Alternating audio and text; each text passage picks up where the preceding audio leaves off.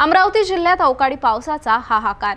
पावसाचे थैमान केवळ शेतीपुरते मर्यादित राहिले नाही, तर आता घर आणि जनावरेही या नैसर्गिक संकटात गमावली जात आहेत। जिल्ह्यातील 50 गावातील पिकांचे तर 16 गावांमधील घरांचे मोठ्या प्रमाणावर नुकसान झाले आहे।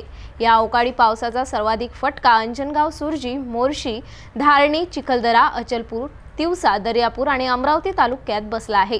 शेतकऱ्यांच्या मोठ्या प्रमाणावर आर्थिक नुकसान झाले असून अंजनगाव, सुरजी तालुक्यातील 14 गावे या पावसाने सर्वाधिक बाधित झाले आहेत। बुधवारी सायंकाळी अवकाळी पावसाने पुन्हा एकदा अमरावती जिल्ह्यात कहर केलाय।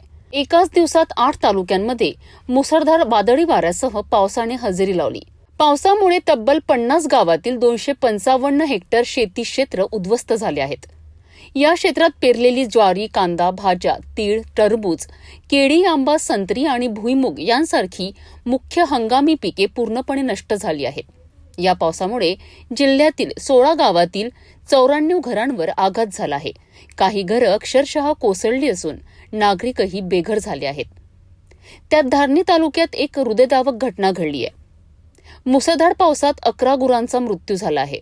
स्थानिक शेतकरी आणि ग्रामस्थ शोकाकुल आहेत, तर प्रशासन तातडीने पंचनामे करून मदत कार्य राबवित आहेत। जिल्हा प्रशासनाच्या अहवालानुसार ज्वारी 88 हेक्टर, कांदा 51 हेक्टर, केळी 40 हेक्टर, टरबूज व भाज्या 30 हेक्टर, संत्री, आंबा, तीळ व इतर पिके 46 हेक्टर, 94 घरांचे नुकसान आणि 11 जनावरांचा मृत्यू एवढे नुकसान झाले आहेत।